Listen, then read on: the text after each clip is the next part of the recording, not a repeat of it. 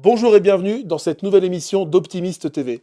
Avant de commencer d'accueillir notre invité, je vous propose de vous abonner à notre chaîne pour recevoir chaque semaine une nouvelle émission avec un ou une acteur, actrice du métier de l'optique. Aujourd'hui, j'ai l'honneur de recevoir un invité exceptionnel, connu sur la région lyonnaise mais également sur tout l'Hexagone. Il a cessé pendant plus de 4 décennies d'élever le métier d'opticien au rang de professionnel de santé.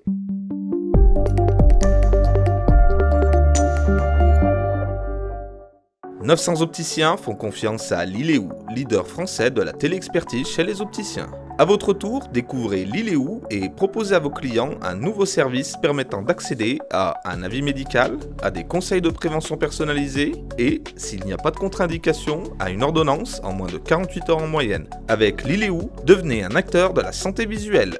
J'ai le plaisir d'accueillir Thierry Caillat. Bonjour Thierry. Bonjour Maxime. Et puis mon acolyte aussi sur le tour Innovision en ce moment. Effectivement, on se connaît un petit peu, on a la chance de pouvoir traverser la France ensemble et on a appris à se connaître. Exactement. Merci d'avoir accepté l'invitation. On va parler de ton parcours, de ta passion pour l'optique, de ta vision du métier et bien évidemment d'un sujet qui revient à chaque fois, les 3O dont tu es particulièrement aguerri. Déjà, tu as obtenu ton diplôme en 1981. C'est ça. Ouvert ton magasin en 85. C'est ça. Qu'est-ce qui t'a amené sur la route de l'optique en fait? Qu'est-ce qui t'a attiré dans ce métier? Ce qui m'a amené sur la route de l'optique, c'est que j'ai grandi dans le Jura. Et je me suis retrouvé à l'école d'optique de Morée en seconde, première et terminale. J'y étais allé tout simplement parce que je suivais une scolarité classique qui m'a poussé jusqu'au bac F10O. J'ai appris à connaître les opticiens pendant que j'étais à Morée. Ma réflexion s'est portée sur le fait que c'était des études courtes qui paraissaient intéressantes parce qu'elles combinaient la technique, le côté un peu scientifique, toujours été passionné par l'optique géométrique et l'optique physique, je sais que ça peut paraître bizarre, et en même temps le commerce, puisque mes parents étaient commerçants et j'ai grandi dans le commerce. En associant et en faisant le mix de cette formation, il y avait le côté santé qui était assez passionnant et assez envoûtant, parce qu'on touchait à un domaine qui est un domaine incroyable, qui est l'œil, la vision. J'ai bien fait parce que quand je suis sorti avec mon diplôme d'opticien en 1981, je me suis tout de suite immergé dans cette profession et j'ai tout de suite compris que ça allait être une vraie passion. Et en fait, est-ce que quand on est dans le Jura, c'est une religion de faire de l'optique? Est-ce que tu avais des amis qui faisaient optique? Est-ce que ta famille était opticien ou pas du tout? Je suis le premier opticien de la famille et pour le moment, il n'y en a pas d'autres. Mais effectivement, quand je suis arrivé à Morée, je me suis rendu compte effectivement qu'à l'école d'optique de Morée, il n'y avait que des fils d'opticiens. Et je me suis senti effectivement tout de suite un petit peu à part de cette culture. Et je crois que déjà, je disruptais un petit peu par rapport à leur manière de voir le métier. Parce que peut-être un peu tous, ils voyaient un petit peu ça comme je reprends l'affaire de papa. C'est la continuité en fait. Et c'est la continuité. Et moi, j'avais envie d'y apporter un petit peu le service traiteur dans l'optique. Ok, j'ai compris.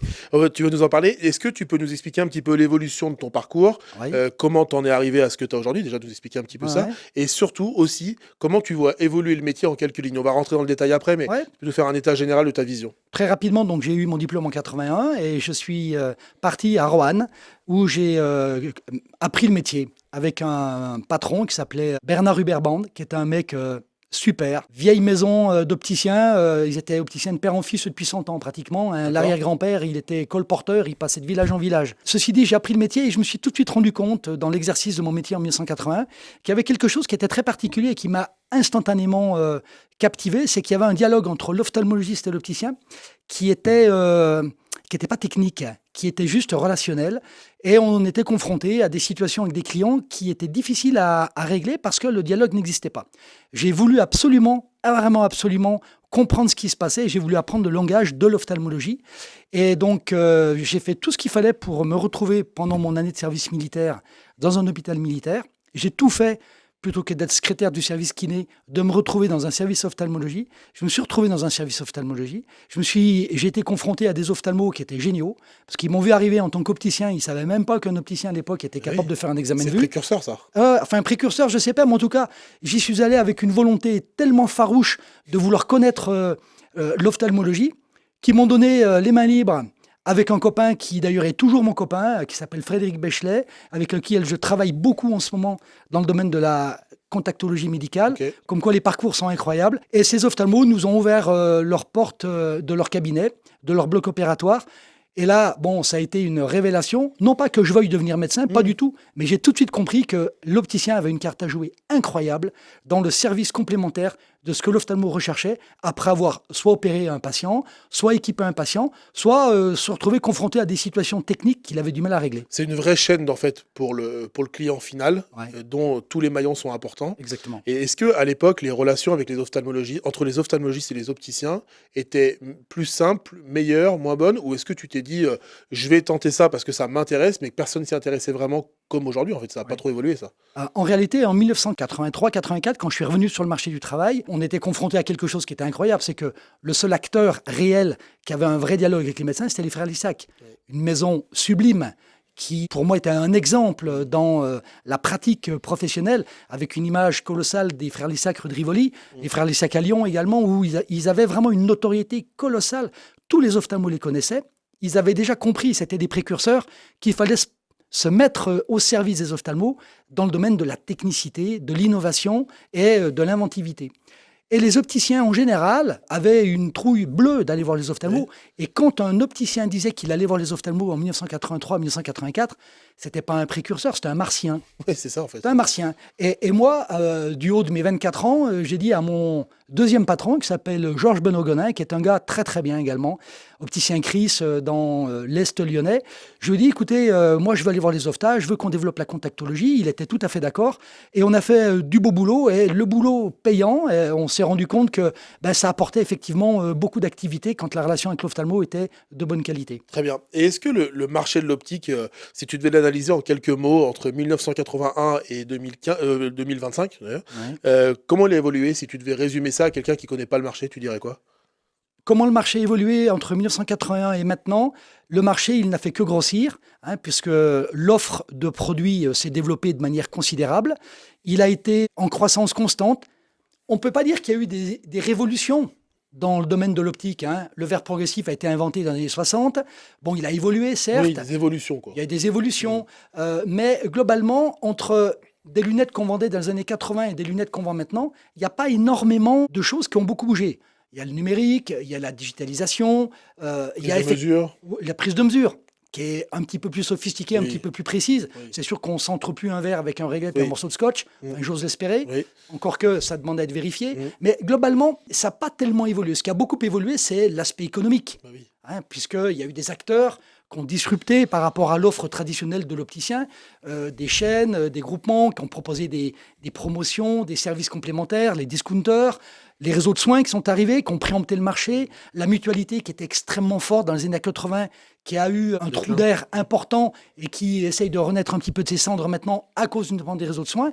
Bon, globalement, pas effectivement énormément de disruption. Je pense que l'avenir ne va pas être du même ordre et qu'il risque d'y avoir effectivement énormément d'évolutions. De gros changements. De gros changements qui sont liés à, non pas l'intelligence artificielle, contrairement à ce qu'on croit, mais surtout à la chimie, à la molécule et à la chirurgie.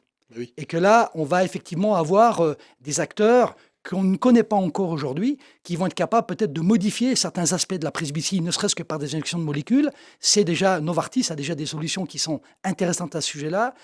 La myopie, l'épidémie de myopie met en jeu des acteurs qui tentent au niveau de la prise en charge de la correction optique en lentille ou en traitement apportent des choses intéressantes, mais on va avoir effectivement au niveau génétique, au niveau molécule, des solutions qui vont arriver. Donc l'opticien va devoir effectivement faire extrêmement attention à se positionner dans un axe qui sera soit effectivement celui de la santé absolue, soit celui de la distribution de lunettes. Et c'est en ça où je crois que l'avenir... Ça va se creuser. Voilà. Okay. Je pense qu'il va y avoir vraiment une faille entre ces deux modes de distribution qui vont faire que notre mode de distribution va ressembler de plus en plus à ce qu'on voit dans les pays anglo-saxons. Et ça, selon ton estimation, c'est à horizon quoi? Si on regarde cette vidéo dans 10 ans, 20 ans, c'est quoi l'horizon de ces avancées? Moi, je pense que dans 10 ans, il y aura quelque chose de clair et net par rapport à ça et que les gens qui auront pris position maintenant seront des précurseurs et auront vraiment de bonnes cartes à jouer dans les 10 ans qui viennent. Très bien. Mais ces cartes à jouer, elles sont,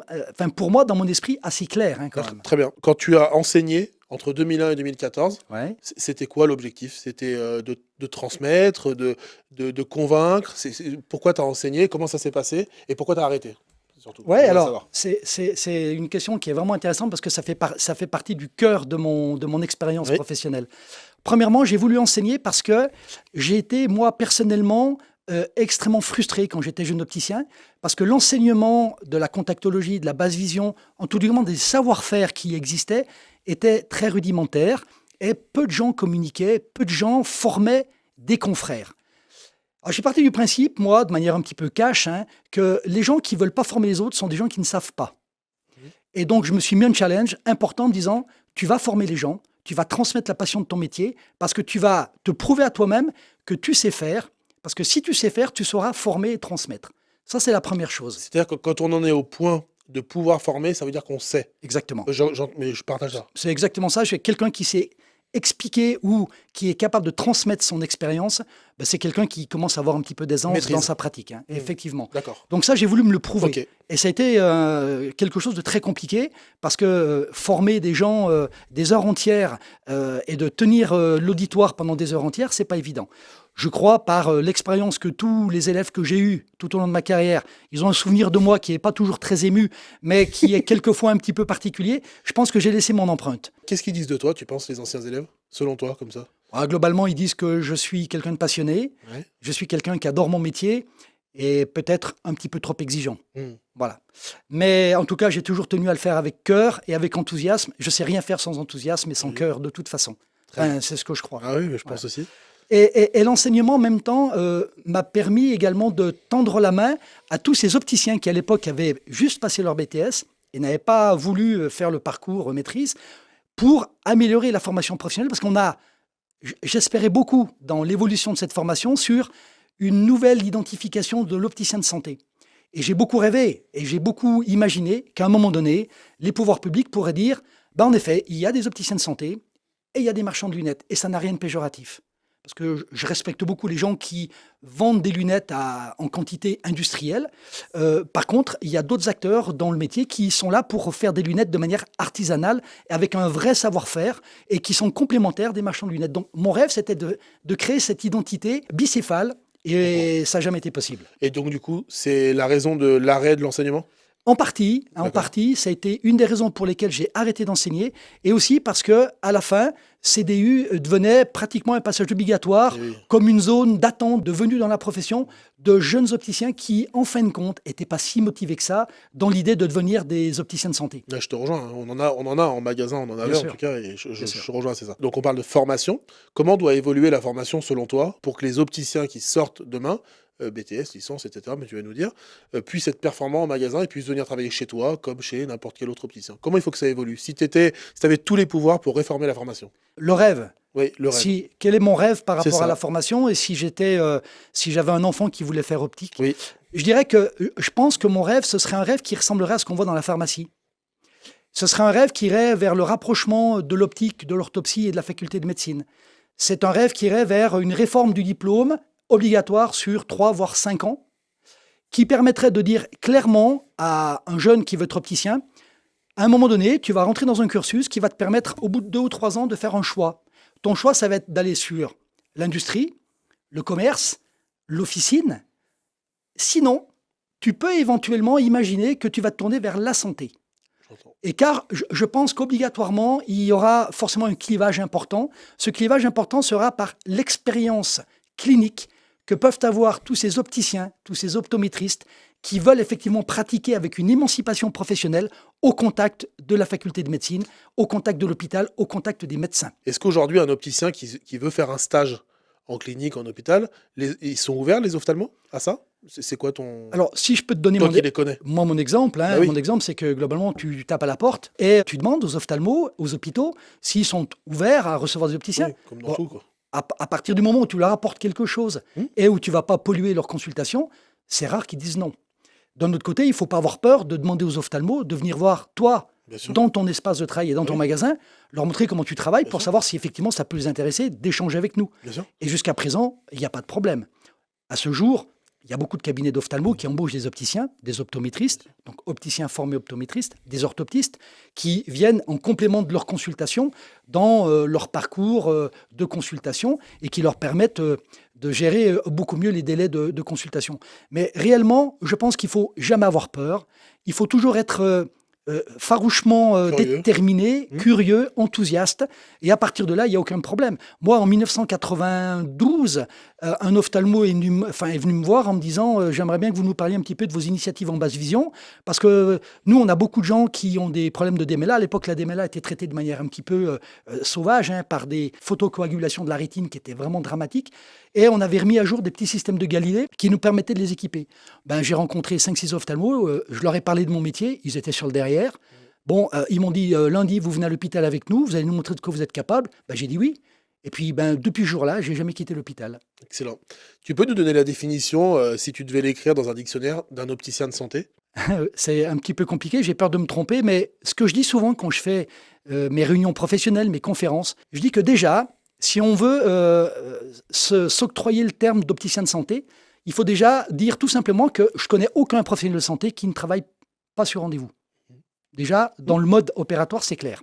La charte. On va changer la question. Ouais. On va dire, c'est quoi la charte d'un opticien de santé? Un opticien de santé, obligatoirement, doit travailler sur rendez-vous. Très bien. Comme tous les professionnels de santé. Comme tous les professionnels de santé. Kiné, médecin, infirmière. Ostéopathe, infirmière. Voilà. Okay. Deuxièmement, vu qu'on s'octroie le titre de professionnel de santé, on s'interdit la publicité. En tout cas, la publicité tapageuse, qui va quelquefois être associable à un petit abus de faiblesse quand même. On va dire, je t'en donne 3 pour le prix d'une, tu t'achètes tes lunettes maintenant, tu les payes à Pâques. C'est pas le sujet. Je dis pas qu'il faut pas le faire. Mais là, on est dans le commerce et ça n'a rien de vulgaire ni de délétère, mais c'est plus un service de santé. Et effectivement, partager son temps entre l'hôpital et son travail, donner de son temps à ses clients qui deviennent un peu des patients, et surtout être tourné vers la volonté farouche de tout le temps optimiser au maximum les solutions qu'on peut proposer et vouloir offrir une solution horizontale et verticale dans le domaine de la prise en charge. Ça veut dire spécialiste en optique réfractive, être capable de faire un examen de vue pour tout type de réfraction, proposer tout type de lentilles de contact, faire de la basse vision, et avoir une relation médicale, une relation avec le prescripteur qui soit dans la déontologie, et effectivement avoir un code déontologique qui soit extrêmement clair. Est-ce qu'on peut être un bon professionnel de santé et un bon commerçant en même temps, ou pour toi c'est foncièrement incompatible? J'espère être un bon professionnel de santé et un bon c'est pour commerçant. Ça que je te pose la question. Alors oui, effectivement, très longtemps, l'opticien qui se présentait comme un professionnel de santé avec sa blouse blanche au fond de son magasin passait pour quelqu'un qui était complètement has-been, qui était complètement dépassé, qui était un petit peu un gars qui se faisait mousser le cerveau en se disant « moi je suis le meilleur, mais je travaille pas pour le pognon, je travaille pas pour le business, je vais faire mon cas tranquille et je vais régler mon cas tranquille ». Et souvent il débordait. Il était hors zone, il allait sur des terrains qui n'étaient pas des terrains, qui étaient des terrains bien connus. Il y avait un peu d'ésotérisme, il y avait un petit peu de mystère dans tout ça. Toute ma vie professionnelle, j'ai voulu prouver qu'on pouvait être un professionnel de santé reconnu et en même temps, je dirais, un homme d'affaires et un businessman intéressant. Mais il y en a d'autres, voilà. Comme tous les autres médecins qui achètent leur mur. Tout à fait. Mais ça, c'est important. Je pense qu'il y a vraiment une sorte de cliché dans les deux sens. Tout à fait. Il y a le cliché des ceux qui font du discount ne sont pas des bons opticiens. Et franchement, j'en connais qui sont pas trop mauvais. Et à l'inverse, ceux qui font de la santé font comme si on faisait pas de commerce. Mais tu vois, je pense qu'il faut casser ce truc-là et on peut être les deux. Et moi, je t'ai vu faire et tu m'as raconté des anecdotes avec tes clients, la prise en charge de tes clients, les appeler par leur prénom, avoir un suivi. Enfin, pour moi, c'est un parfait commerçant. Mais ce qui caractérise, ce truc-là. Ce qui caractérise vraiment l'acte de professionnel de santé, et tu vois, on fait bien d'en parler parce que j'allais oublier d'en parler, mais c'est le nerf de la guerre, et ce qui fait vraiment le fait qu'on va pouvoir obtenir une rentabilité dans son activité qui est vraiment farouche, c'est que globalement, je connais aucun professionnel de santé qui ne perçoive pas des honoraires. Bien sûr. Voilà. Alors évidemment, dans la majeure partie des cas, les honoraires sont pris en charge par les caisses de santé. Et nous, notre particularité, c'est que nos honoraires ne sont pas pris en charge. Et à partir du moment où un opticien est capable de facturer des honoraires, que ses clients sont d'accord pour les payer, et qu'il y a un retour très positif dans la valorisation des honoraires prescrits, je pense que là, il peut dire qu'il est devenu un professionnel de santé. Pour conclure sur l'idée que j'ai du professionnel de santé, je pense que j'ai à peu près tout dit. Et ce qui verrouille tout ça, c'est l'idée de dire, en effet, je perçois des honoraires, mes clients les payent, et ils sont contents de les payer. Bien sûr, c'est valorisant. Bien entendu. Et ils sont contents de les payer parce qu'il y a un résultat. Et ça nous met dans l'obligation de résultat. Ça nous donne dans l'obligation de communiquer avec les médecins en leur disant, nous, on fait payer. Voilà, c'est normal parce qu'on ne fait pas de concurrence déloyale à la médecine libérale et ni à l'hôpital. Et en même temps, on le fait parce qu'on passe du temps.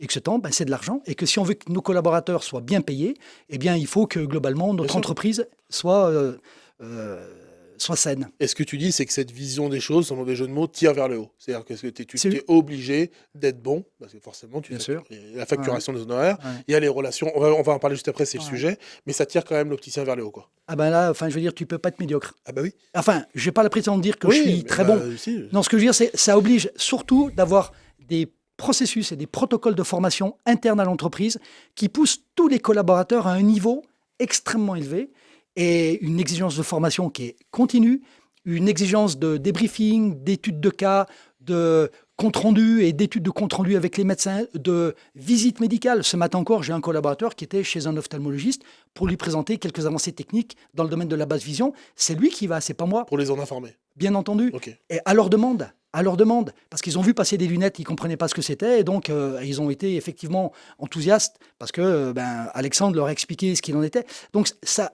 C'est là où c'est compliqué. Et je pense qu'effectivement, le cliché de l'opticien tout seul dans sa boutique avec sa blouse blanche, qui ne pouvait pas transmettre et qui ne pouvait pas former ses équipes, c'est qu'il avait du mal à transmettre à son équipe parce qu'il ne savait pas vraiment ce qu'il faisait. Et que le modèle que j'ai la chance d'avoir pu mettre en place grâce à la formation qui m'a obligé à avoir une synthèse de formation qui soit claire, nette et précise, eh bien ça a profité à mes équipes. Ça reste néanmoins quelque chose qui est compliqué à dupliquer dans d'autres magasins.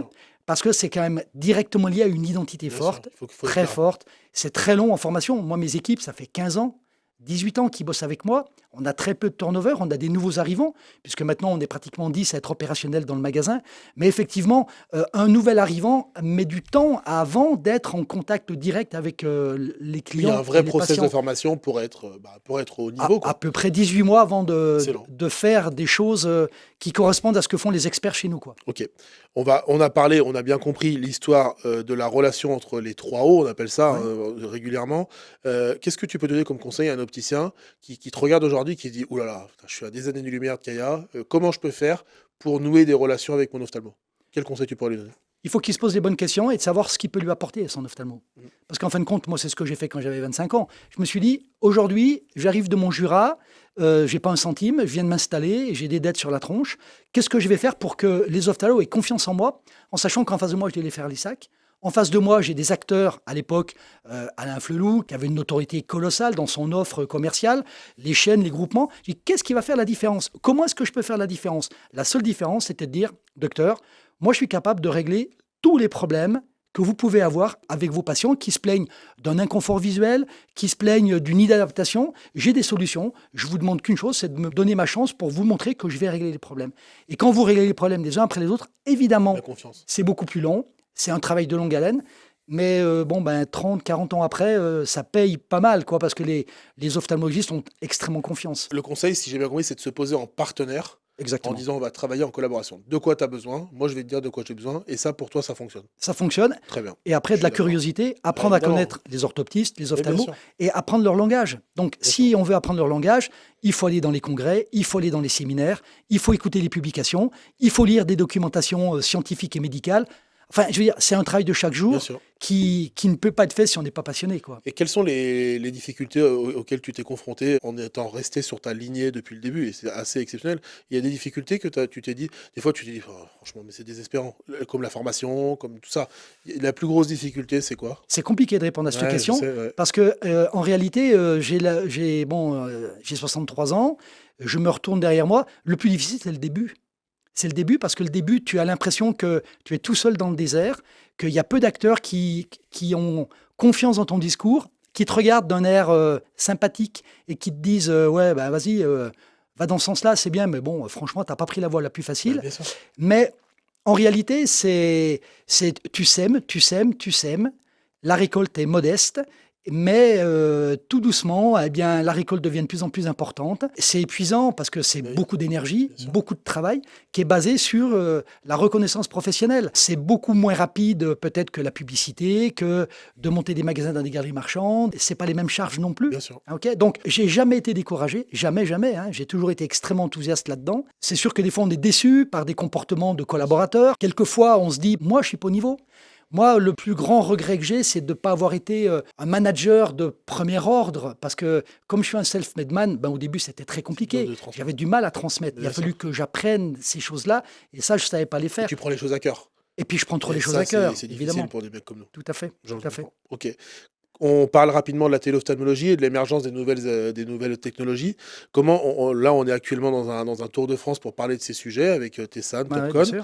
Comment tu vois l'évolution du rôle de l'opticien dans ce contexte? Alors là, c'est un sujet qui est vaste et qui est très polémique. Alors aujourd'hui, la téléconsultation, la téléophtalmologie, la téléexpertise sont des sujets bien particuliers qui aujourd'hui sont dans un vide juridique qui est quand même trop important pour qu'on puisse prendre une vraie position. La réalité, c'est de se dire, la téléconsultation, oui, ok, à condition qu'on soit dans un désert médical, à condition qu'il y ait une perte de chance dans le soin apporté à nos concitoyens.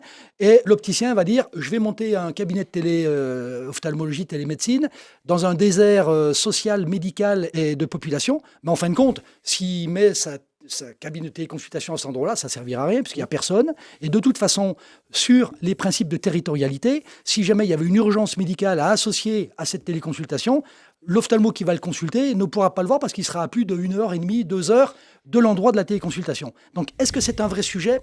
Je pense que non. Globalement, aujourd'hui, tout ça, c'est associable à une réalité économique. On va dire à Lyon, parce qu'on connaît bien la ville de Lyon. En combien de temps on peut avoir un rendez-vous chez un ophtalmo? Globalement, en un jour, quoi. Oui, voilà. Aujourd'hui, l'offre, elle est très importante. Nous, la relation qu'on a avec les médecins, elle est tellement pérenne qu'un rendez-vous chez un ophtalmo, on peut l'avoir très rapidement. Donc, on pourrait dire, il n'y a pas de sujet. Pourquoi faire de la téléconsultation à Lyon? Pourquoi faire de la téléconsultation à Paris? Pourquoi faire de la téléconsultation à Grenoble ou ailleurs? Alors, certains disent, effectivement, il y a des opticiens qui sont positionnés comme des vrais disrupteurs et des marchands de lunettes et qui disent, nous, on n'a aucune relation avec les médecins, donc on va mettre en place un système qui va nous permettre d'avoir une ordonnance en 48 heures. Évidemment, là, je m'inscris en faux, c'est quelque chose qui n'est pas acceptable. Franchement... C'est pas la bonne raison. La bonne raison, c'est de cracher de l'ordonnance. Oui. La bonne raison, c'est d'avoir une ordonnance en 2 jours et en faisant une sorte de faire disjoncter la vraie bonne relation qu'il peut y avoir. La seule chose qui permette de dire que la téléconsultation et la téléophtalmologie est une vraie place aujourd'hui dans le métier, c'est d'être certain que dans ce cas-là, le client-patient reste au centre de la relation entre l'ophtalmo, l'orthoptiste et l'opticien. Parce que c'est la seule véritable solution si on veut effectivement qu'il n'y ait pas d'abus. Donc, à chacun de réfléchir où il doit faire ses investissements. Est-ce qu'il vaut mieux investir dans la communication, dans les sites internet ou dans du matériel très haut de gamme qui permet effectivement de faire évoluer l'expertise de l'opticien dans une approche technique qu'il n'a pas l'habitude de faire? Est-ce que c'est le moment ou pas d'aller prendre son bâton de pèlerin et d'aller voir les ophtalmos et de leur dire: qu'est-ce que vous en pensez? Est-ce que ça vous intéresse, docteur? Est-ce que vous voyez dans votre modèle économique une solution qui serait intéressante par rapport à ça? Certes, l'investissement est très lourd, certes, c'est très cher, mais moi, j'ai décidé de prendre une position de professionnel de santé qui va m'imposer parce que je ne suis pas un grand réfractionniste, parce que je ne suis pas... Et je veux mettre en place quelque chose qui soit vertueux, qui fasse que j'ai une réponse occasionnellement qui soit intéressante à porter et qui vous permette de garantir une qualité de service, une qualité de soins qui soit digne de ce nom. Voilà, c'est une vraie question. C'est à la fois une preuve d'humilité pour certains, voilà, mais par contre d'objectif de répondre toujours mieux aux besoins du client. C'est ça le résumé? Exactement. Ok. Alors, j'ai plein d'autres sujets et franchement, tu seras le seul invité avec qui on pourrait faire une version 2 parce que j'aurai pas le temps de tout te poser. Mais j'ai quand même 2 questions à te poser qui me tiennent à cœur. En 2018, tu es élu opticien de l'année par la profession. Oui. Comment tu as accueilli cette nouvelle? Ça a changé quelque chose pour toi? Oui, ça, alors très, très humblement, oui.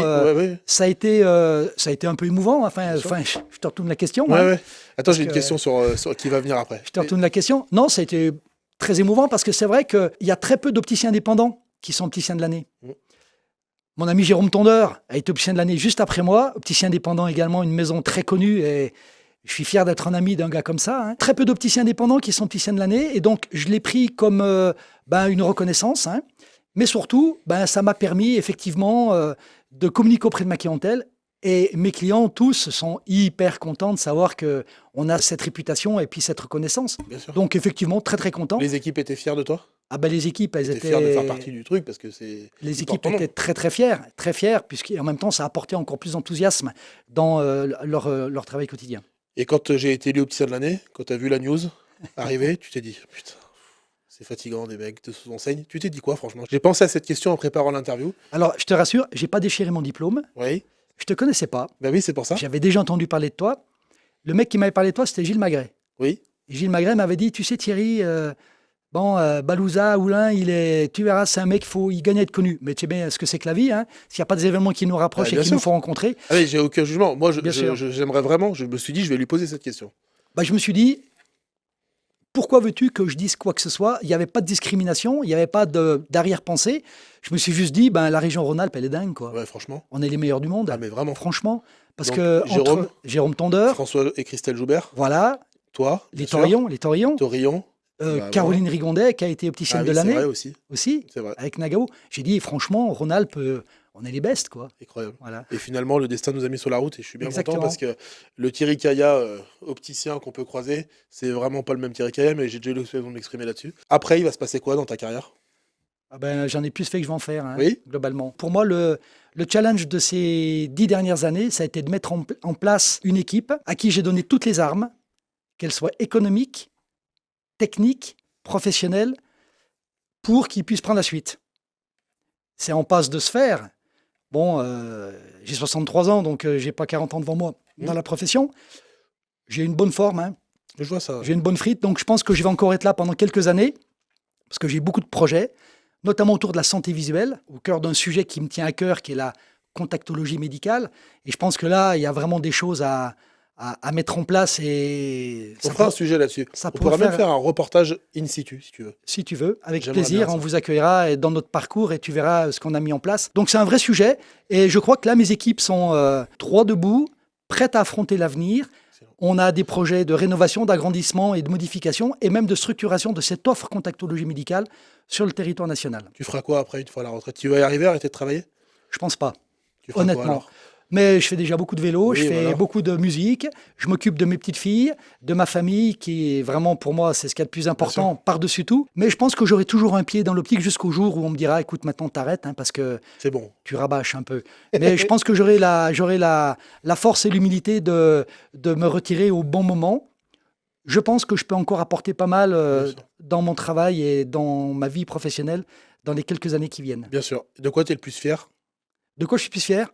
De mes enfants. Ouais. Voilà. Bravo. De Et mes enfants. professionnellement? Professionnellement, Truc qui te rend le plus fier? Tu te dis, qu'est-ce que tu aimerais qu'on retienne de toi? Dans le métier, attention, t'es pas mort, hein, on est bien d'accord. C'est pas la question est mal posée, hein. Je te dis, quand tu arrêteras ce métier, qu'est-ce que tu aimerais qu'on retienne de toi? j'aimerais qu'on retienne de moi que j'étais un acteur de la santé visuelle, que j'étais un acteur et un digne successeur de mes pères comme M. Bonnac, de mes pères comme tous ces gens. Enfin, je cite Jean-Pierre Bonnac parce que je l'ai côtoyé, d'Arras, ces gens qui ont formaté l'optique physiologique. C'est un métier tellement phénoménal qu'on fait. C'est un métier qui est tellement passionnant. Moi, je pense qu'il n'y a pas d'autre moyen que de le faire sous l'angle que je le fais, bien entendu, sinon je ne le ferais pas. Bien sûr. Et que cette passion et le bonheur et le retour qu'on en a quand on le fait comme nous le faisons quotidiennement nous permet d'avoir une énergie sans faille pour l'avenir. Et de dormir tranquille quand le travail est bien fait. Et de dormir, on dort jamais vraiment tranquille, mais dormir tranquille quand le travail est bien On peut se fait, regarder dans un miroir tout en cas. disant c'est bon, j'ai fait pour le patient Tout à et fait. le client, on est bien. tout à fait, Très bien. exactement. Merci beaucoup, c'était hyper inspirant. Je pense que ça laissera une trace, cette petite vidéo, parce que j'ai bien aimé. Je pense que ceux qui nous regardent aussi, je te souhaite beaucoup de succès dans tes années encore à venir, avec tes petits-enfants. Et puis, Merci. Merci et puis beaucoup. à bientôt. Merci d'être venu. Merci pour l'émission et puis à très bientôt. À très bientôt. Merci de nous avoir regardés. N'oubliez pas de vous abonner, hein, ça coûte rien, hein, c'est un clic. À bientôt. Cette émission vous est proposée par Optimist 360, une solution unique pour opticiens et professionnels de l'optique. Avec 5 branches, améliorez votre communication, créez des événements uniques, formez-vous, obtenez des conseils et tenez-vous informés grâce à notre chaîne YouTube chaque semaine. Pour découvrir l'ensemble de nos services, rendez-vous sur opti-mist.fr. Avec Optimist 360, j'améliore ma visibilité, je forme mes équipes et je transforme mon magasin grâce à des services 100% sur mesure.